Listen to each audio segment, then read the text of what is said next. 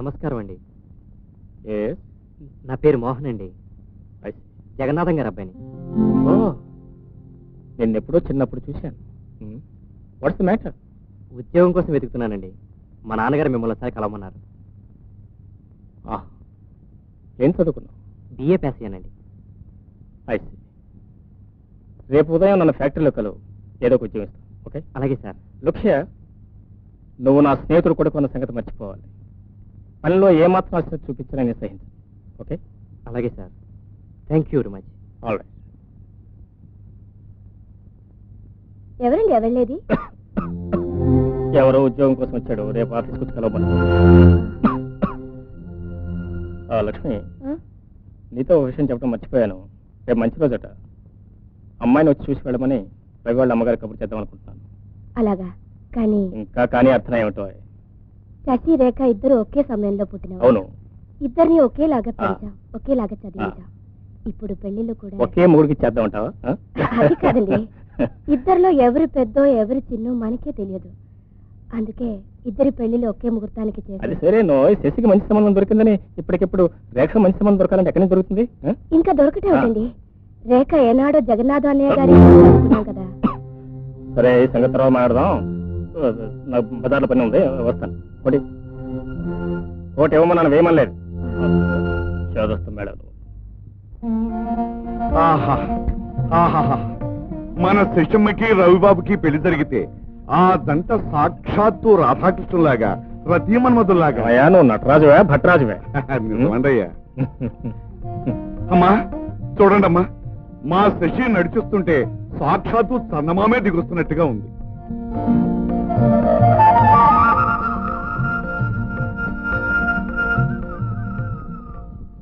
పెద్దల ఆశీస్సులు అందుకోమా. మా అమ్మే లక్ష్మీదేవిలా కళకళలాడుతున్నావమ్మా. కూర్చో. చూడమ్మా, మీరేమీ అనుకుంటే నేను ఒక మాట చెప్తా. ఆ యమధర్మరాజే స్వయంగా నా దగ్గరకు వచ్చి, నీకు నీ పంచప్రాణాలు కావాలా, నీ బిడ్డలు కావాలా అంటే, నాకు నా బిడ్డలే కావాలని సగర్వంగా చెప్తాను. వాళ్ళిద్దరూ నాకు రెండు కళ్ళమ్మ.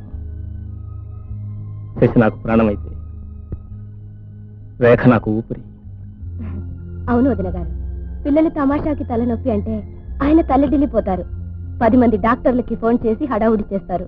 పిల్లల మీద ప్రేమ ఉండాల్సిందే కానీ ఎప్పటికైనా పరాయింటికి వెళ్ళే ఆడపిల్ల మీద అంత ఆపేక్ష పెంచుకోకూడదు వదిన గారు. నేను చెప్పేది నిజమేనమ్మా, కానీ నేను వాళ్ళని ఆడపిల్లలా పెంచలేదు, మగబిడ్డలాగానే పెంచాను. చిన్నప్పటి నుంచి ఒరే నాన్న తండ్రి అంటూ ముద్దు ముద్దుగా పెంచుకుంటూ వచ్చాను. ఒకవైపు శశికి పెళ్లి అయిపోతుందని కొండంత సంబరంగా ఉన్నా, మరోవైపు శశికి పెళ్ళైన దగ్గర నుంచి నాకు దూరం అయిపోతుందన్న ఆలోచన every thought of I'm sorry.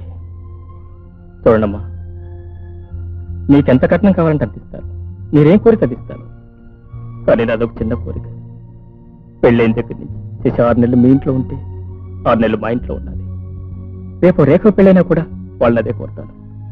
Shashi మీ ఇంట్లో ఉన్నంత కాలం రేఖ మా ఇంట్లో ఉండాలి, రేఖ వాళ్ళ ఇంట్లో ఉన్నంత కాలం శశి మా ఇంట్లో ఉండాలి. వాళ్ళిద్దరూ నాకు దూరం అయితే కళ్ళు నా చూపు లేనట్టమ్మా. ఓహో ఓహో, ఈ ఏర్పాటు భామా కలాపం అంత రమ్యంగా ఉందండి అయ్యా. చూశారమ్మా, బాబు గారి పాయింట్ ఎంత బాగుందో. కడుపు తీపంటే ఏమిటో నాకు తెలుసు అన్నయ్య గారు. మీ బాధని ఊహించగలను. మీ ఇష్ట ప్రకారమే చేద్దాం. మంచి రోజు చూసి నిశ్చితార్థం జరిపిస్తానండి. ఇదంతా తమరు నాకు మగబెట్టి పుడతాడని సెలవు ఇచ్చారు బాబు. అచ్చం అట్టగే జరిగిందయ్యా. 3 వంశాలకి ఆడు ఒక్కడే మగబిడ్డ. అంతా తమ సెలవు బాబు. చప్పట్లు. ఇల్లు వస్తాం బాబు, ఇంకాసేపు పడకూడదు, చాలా పనులు ఉన్నాయి బాబు. రేపు వచ్చి 1 గంట సేపు పొగుడుతాం బాబు. అలాగే ఇల్లు వస్తాం బాబు. పెరటి చెట్టు వైద్యానికి పనికిరాదని మన గుమ్మం ముందే ఉన్న మహానుభావుని గుర్తించలేకపోయాం. నిన్ను గురించి మీ అమ్మను గురించి ఇన్ఛార్జ్ చెప్పించుకోవాలి. ఉండు. దండాలు బాబు. కళ్యాణ ప్రాప్తిరస్తు. ఏమిటి బిడ్డ, తమరు మా ఇంటికి ఒక్కసారి దయచేయాలి. ఇంకా ఆలస్యం దేనికి? పద. బాబు, ఇది మా అమ్మాయి అండి. తెలుసు, రత్నం, జాతి రత్నం. పోతే వీళ్ళమ్మ 10 ఏళ్ల క్రితం వెళ్ళిపోయింది బాబు. చచ్చిపోయిందో మరి లేచిపోయిందో తెలియడం లేదు బాబు. తమరు కాస్త దేవుడిని ప్రశ్నించి తెలుసుకుని చెప్పాలి. ఓ అలాగే క్షణాల్లో చెప్తాం. నువ్వెప్పుడు రాత్రి బోర్డు మీ యజమాని గారి ఇంట్లో పనిచేసేవాడి అవునా? చిత్తం చిత్తం చిత్తం చిత్తం చిత్తం. వారానికో 10 రోజులకో నువ్వు ఇంటి మొహం చూసేవాడి నిజమా? చిత్తం చిత్తం చిత్తం చిత్తం చిత్తం చిత్తం. అందుకనే మీ ఆవిడ నీతో పడలేక లేచిపోయింది. చిత్తం ఎవరితో స్వామి? ఓ మొగాడితో. పేరు నీకు అనవసరం. మగాడితోట ఎవరో ఆడవాళ్ళతో లేచిపోయింది కదా అని ఊరుకున్నాను ఇంతకాలం. సరేలే స్వామి, మా కుమారరత్నానికి పెళ్ళి ఎప్పుడు అవుతుందో కాస్త చూసి చెప్పండి. అలాగే రా రా బిడ్డ రా. చెయ్యమ్మా చెయ్యమ్మా చెయ్యి.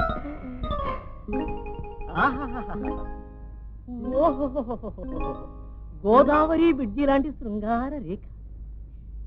ఈ పిల్లలు చేసుకునేవాడు నాలాగే కసరత్తులు అవి చేసి కండ పుష్టి గలవాడై ఉండాలి.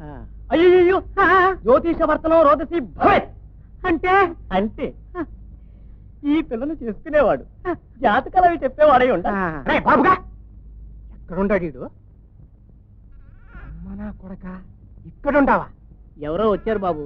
హలో, సన్మానించడానికి వచ్చింటారు. సన్మానించడానికి కాదురా, నీ పని పట్టడానికి.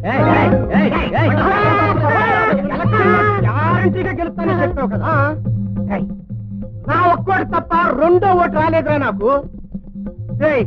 ఇవాళ నీ రకతం తాగి మాంసం తిని నాక తెచ్చుకుంటావు. మీకు దండం పెడతాను బాబు, లెక్క ఎక్కడో తప్పు ఉంటుంది. తప్పదురా. ఇవాళ నీ ఎముకలు కరెక్ట్ గా లెక్క.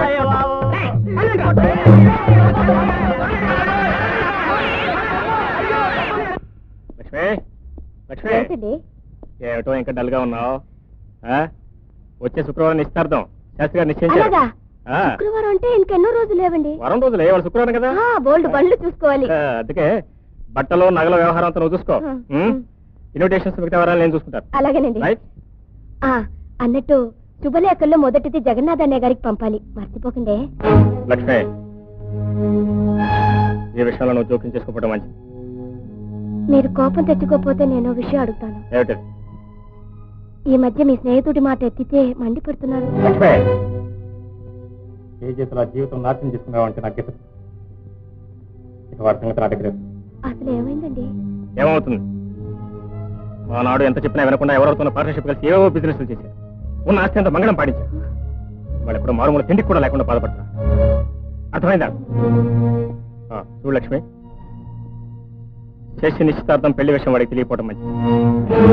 మన తాత తగ్గ బహుమతులు తీసుకురావాలని వాడు ఇంకా అప్పులు చేసి అవస్థలు పడతాడు. జాగ్రత్త. అయ్యయ్యో, ఎంతో ఉన్నతంగా బ్రతికిన కుటుంబం అండి. ఇంత దారుణం జరిగిందని నాకు తెలియదు. ఏమండి, ఎంతో సన్నిహితంగా మెలిగిన వారు మీరిద్దరు. అవసరానికి ఆదుకున్న వాడే ఆప్తురండి. ఇదే ముహూర్తానికి రేఖని మోహన్కిచ్చి పెళ్లి చేసి కొంత ఆస్తి మన పిల్లకి రాసిస్తే చితికిపోయిన ఆ కుటుంబం బ్రతికి బాగుపడుతుంది. మీ స్నేహానికి ఒక పరమార్థం ఉంటుంది. లక్ష్మి, జగన్నాథానికి ఎంత డబ్బు కావాలన్నా ఇవ్వడానికి నేను ఎప్పుడు సందేహించను. కానీ నా పిల్ల మాత్రం ఆ ఇంటి కోడలు కావడం నేను అంగీకరించను. నా బిడ్డ మనసు ఏమాత్రం బాధపడినా నేను సహించలేదు. I can't bear. అలా ఎందుకు జరుగుతుందండి? పిల్లల పసితనంలో మాటిచ్చి పుచ్చుకున్నాం కదా. మాట ఎవరిచ్చారు? నువ్విచ్చావు. నువ్విచ్చిన మాట కంటే నా బిడ్డ సౌఖ్యమే నాకు ముఖ్యం. దేశం లక్షాధికారికి ఇచ్చి నన్ను భిక్షాధికారికి ఇచ్చారని రేపు నా బిడ్డ బాధపడకూడదు. లక్ష్మి, మళ్ళీ ఎప్పుడు ఈ సంబంధం ప్రసక్తి తీసుకురాకు. అది కాదండి. That's all.